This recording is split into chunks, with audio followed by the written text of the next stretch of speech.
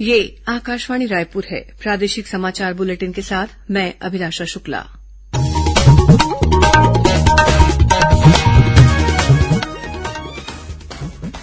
और अब पेश है आज के मुख्य समाचार।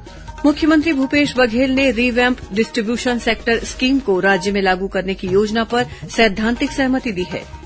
प्रदेश में अब मनाही के बावजूद जंगली हाथी के पास जाने या उसके विचरण मार्ग पर आवाजाही करने वाले व्यक्ति के खिलाफ सख्त कार्रवाई करते हुए उसे गिरफ्तार किया जाएगा।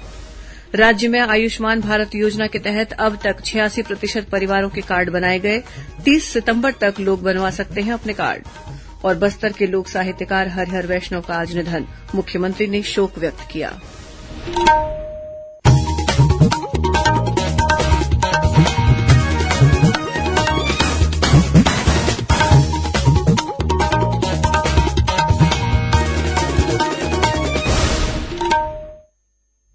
अब समाचार विस्तार से।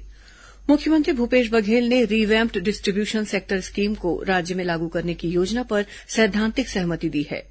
मुख्यमंत्री आज अपने निवास कार्यालय से वीडियो कॉन्फ्रेंसिंग के माध्यम से केंद्रीय ऊर्जा मंत्री श्री राजकुमार सिंह से चर्चा कर रहे थे। चर्चा के दौरान श्री बघेल ने योजना को सैद्धांतिक सहमति देते हुए अन्य राज्यों के द्वारा बिजली सब्सिडी के भुगतान के लिए अतिरिक्त समय सीमा दिए जाने की मांग का भी समर्थन किया। उन्होंने कहा कि रीवैम्प्ड डिस्ट्रीब्यूशन सेक्टर स्कीम के तहत प्रदेश में विद्युत अधोसंरचना को बढ़ाने के साथ ही इनके आधुनिकीकरण और सुदृढ़ीकरण की कार्रवाई की जाएगी। इस योजना में कृषि उपभोक्ताओं को छोड़कर सभी उपभोक्ताओं के यहां स्मार्ट मीटर लगाए जाएंगे। छत्तीसगढ़ में कोरोना से बचाव के लिए अब तक 1,74,40,000 से अधिक टीके लगाए जा चुके हैं। इस बीच प्रदेश में कोरोना संक्रमण की दर में लगातार कमी आ रही है और औसत पॉजिटिविटी दर 0.09% पर आ गई है। प्रदेश में कल कोरोना संक्रमण के 26 नए मामले सामने आए हैं। कल राज्य के 28 में से 15 जिलों में कोरोना संक्रमण का एक भी नया मामला सामने नहीं आया। इस बीच लोक शिक्षण आयुक्त डॉक्टर कमलप्रीत सिंह ने प्रदेश के सभी संभागीय संयुक्त संचालक और जिला शिक्षा अधिकारियों को निर्देश जारी करते हुए सभी निजी और शासकीय स्कूलों में कोरोना गाइडलाइन का सख्ती से पालन सुनिश्चित करने को कहा है। रायपुर जिले में अब किसी होटल या हॉल में होने वाले आयोजन में उस हॉल की कुल क्षमता के 50% लोगों को बैठने की अनुमति रहेगी। वहीं रायपुर, राजनांदगांव और बलौदाबाजार सहित कुछ जिलों में जिला कलेक्टर ने शादी विवाह में अधिकतम 150 और दशगात अंत्येष्टि में अधिकतम 50 व्यक्तियों के शामिल होने के लिए अनुमति प्रदान कर दी है।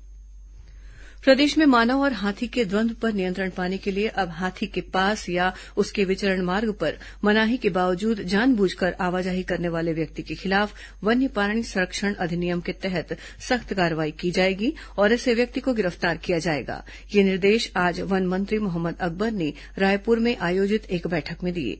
उन्होंने अधिकारियों को मानव हाथी द्वंद्व के मामलों को गंभीरता से लेते हुए इन पर नियंत्रण पाने के लिए समुचित प्रयास करने को कहा है। बैठक में अधिकारियों ने बताया कि राज्य में वर्तमान में 14 विभिन्न दलों में 266 जंगली हाथी विचरण कर रहे हैं। देश का प्रमुख स्वास्थ्य कार्यक्रम आयुष्मान भारत प्रधानमंत्री जन आरोग्य योजना को आज 3 वर्ष पूरे हो गए हैं। 2018 में प्रधानमंत्री नरेंद्र मोदी द्वारा शुरू की गई इस योजना के अंतर्गत लगभग 2 करोड़ 20 लाख लोगों को लाभ मिला है। ये जरूरतमंद परिवारों को 5 लाख रुपए सालाना तक का स्वास्थ्य बीमा उपलब्ध कराने वाला विश्व का सबसे बड़ा स्वास्थ्य देखभाल कार्यक्रम है। इस योजना के अंतर्गत देशभर के 10 करोड़ से अधिक निर्धन परिवारों को स्वास्थ्य लाभ देने का उद्देश्य है। इधर छत्तीसगढ़ में भी आयुष्मान पखवाड़ा का आयोजन किया जा रहा है। प्रदेश में 15 सितंबर से 30 सितंबर तक आयुष्मान पखवाड़ा मनाया जा रहा है। इस दौरान राज्य में निःशुल्क आयुष्मान कार्ड बनाए जा रहे हैं। प्रदेश में अब तक 86% परिवारों के किसी न किसी सदस्य के इस योजना के तहत कार्ड बनाए जा चुके हैं। राष्ट्रीय पिछड़ा वर्ग आयोग के अध्यक्ष भगवान लाल साहनी ने त्रिस्तरीय पंचायत राज संस्थाओं और नगरीय निकायों में पिछड़ा वर्ग को प्रतिनिधित्व दिलाने आरक्षण की सराहना की है। उन्होंने कहा कि छत्तीसगढ़ सरकार द्वारा पिछड़ा वर्ग के लोगों की भलाई और उनके हितों की रक्षा के लिए बेहतर कार्य किए जा रहे हैं। श्री साहनी ने ये बात पिछड़े वर्ग के लिए चलाई जा रही विभिन्न योजनाओं और आरक्षण नियमों के पालन के संबंध में आयोजित अधिकारियों की बैठक में आज कही। बैठक में श्री साहनी ने शासकीय विभागों, अनुदान प्राप्त संस्थाओं में आरक्षण के नियमों में किए जा रहे पालन की भी सराहना की। गौरतलब है कि राष्ट्रीय पिछड़ा वर्ग आयोग के अध्यक्ष और पदाधिकारी छत्तीसगढ़ के 3 दिवसीय प्रवास पर हैं। आजादी के अमृत महोत्सव के तहत प्रादेशिक समाचार एकांश आकाशवाणी रायपुर द्वारा 6 अगस्त से एक प्रश्नोत्तरी कार्यक्रम शुरू किया गया है। इसके तहत छत्तीसगढ़ में स्वाधीनता संग्राम के दौरान हुई घटनाओं के अलावा राज्य के स्वाधीनता सेनानियों और समाज सुधारकों से संबंधित प्रश्न पूछे जा रहे हैं। इस प्रश्नोत्तरी कार्यक्रम के तहत कल आकाशवाणी रायपुर से प्रसारित होने वाले छत्तीसगढ़ी और हिन्दी बुलेटिन में प्रश्न पूछे जाएंगे। इन दोनों समाचार बुलेटिनों में पूछे जाने वाले प्रश्न के आधार पर सबसे पहले सही जवाब देने वाले एक विजेता का चयन किया जाएगा। प्रादेशिक समाचार आप आकाशवाणी रायपुर से सुन रहे हैं। बस्तर के लोक साहित्यकार हरिहर वैष्णव का आज निधन हो गया। श्री वैष्णव ने बस्तर के लोक जीवन पर आधारित आदिवासी संस्कृति, जनजातियों में प्रचलित कहानियों और गीतों को लिपिबद्ध किया था। साथ ही बस्तर की स्थानीय बोलियों, हल्बी, भतरी में भी उन्होंने साहित्य का सृजन किया। मुख्यमंत्री भूपेश बघेल ने बस्तर के मूर्धन्य साहित्यकार हरिहर वैष्णव के निधन पर गहरा शोक व्यक्त किया है। उन्होंने कहा कि ये साहित्य जगत के लिए एक अपूरणीय क्षति है। धमतरी में तेंदुए के हमले से एक बालिका की मौत हो गई। मिली जानकारी के अनुसार ये मामला जिले के मुकुंदपुर घोटूपारा गांव का है। ये बालिका गांव की कुछ महिलाओं के साथ कल लकड़ी बिनने के लिए जंगल की ओर गई थी। इसी दौरान तेंदुए ने इस बालिका पर हमला कर दिया, जिससे उसकी मौके पर ही मौत हो गई। गौरतलब है कि करीब 2 महीने पहले तेंदुए के हमले से एक बालक की भी मौत हो गई थी। देश के लोगों के जीवन को सुलभ और सरल बनाने के लिए करीब 6 साल पहले 1 जुलाई 2015 को प्रधानमंत्री नरेंद्र मोदी ने डिजिटल इंडिया अभियान की शुरुआत की थी। इन 6 सालों के दौरान इस दिशा में काफी प्रगति हुई है। डिजिटल इंडिया का सपना अब धीरे धीरे साकार हो रहा है। देश में जनधन योजना के तहत गरीब लोगों के बैंक अकाउंट खोले गए और उन्हें सीधे पैसा भेजने से बिचौलिए खत्म हो गए हैं। शहर और गांव के बच्चे अब इंटरनेट के जरिए ऑनलाइन पढ़ाई कर रहे हैं। डिजी लॉकर भी डिजिटल इंडिया का एक शानदार उदाहरण है। इसमें स्कूल सर्टिफिकेट से लेकर अन्य दस्तावेज सुरक्षित रखे जा सकते हैं। इसके अलावा one nation one ration card, Aarogya Setu app और भीम ऐप जैसी कई अभिनव पहल ने डिजिटल इंडिया को सफलता की नई ऊंचाइयां दी हैं। लोग अब बिजली बिल और पानी बिल के साथ ही अन्य घरेलू सामान के लिए डिजिटल तरीके से भुगतान करने को प्राथमिकता दे रहे हैं। प्रौद्योगिकी का इस्तेमाल अब हर क्षेत्र में किया जा रहा है। स्वामित्व योजना के तहत भारत सरकार द्वारा ग्रामीण क्षेत्रों में आबादी पट्टे का वितरण किया जाना है। इस योजना के तहत दुर्ग और कबीरधाम जिले के सभी ग्रामों में ड्रोन कैमरे की मदद से सर्वेक्षण कार्य किया जा रहा है। विकल्प शुक्ला, आकाशवाणी समाचार, रायपुर। पेश है मौसम का हाल।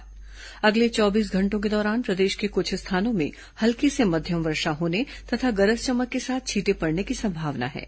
मौसम विभाग से मिली जानकारी के अनुसार एक ऊपरी हवा का चक्रवाती घेरा दक्षिण छत्तीसगढ़ के ऊपर बना हुआ है।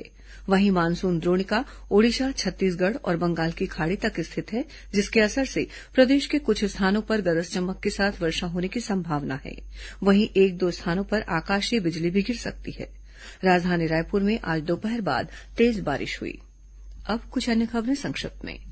लोक कला नाचा के जनक दाऊ दुलार सिंह मंदराजी की पुण्यतिथि के अवसर पर राज्यपाल अनुसुईया उइके और मुख्यमंत्री भूपेश बघेल ने उन्हें श्रद्धांजलि अर्पित की है। राज्यपाल ने कहा कि दाऊ मंदराजी ने लोक नाट्य नाचा को एक नई पहचान दिलाई और छत्तीसगढ़ का नाम देश विदेश में रोशन किया। सीआरपीएफ और जिला पुलिस बल की संयुक्त टीम ने आज गरियाबंद जिले के तौरंगा के पास 3 किलो का बम बरामद कर उसे निष्क्रिय कर दिया। राजधानी रायपुर में पुलिस ने एक बंद रिफाइनरी फैक्ट्री से करोड़ों रुपए की अवैध चांदी और तांबा के साथ एक आरोपी को गिरफ्तार किया है। सूरजपुर जिले के गांवों में चिकित्सा सुविधा उपलब्ध कराने के उद्देश्य से विश्रामपुर में 26 सितंबर से 14 अक्टूबर तक लाइफलाइन एक्सप्रेस रहेगी।